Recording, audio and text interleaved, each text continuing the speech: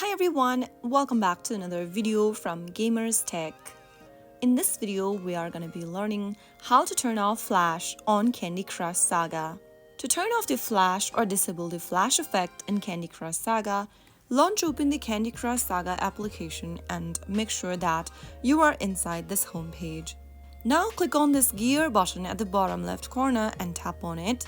Once you do that, you will end up in this pop-up box where you need to click on the accessibility option. Under accessibility, toggle off the button right next to flashing effect, and once you turn this off, you will be able to turn off the flash or disable the flash effect in Candy Crush Saga. So that is how it's easily done. I hope you found the video to be helpful.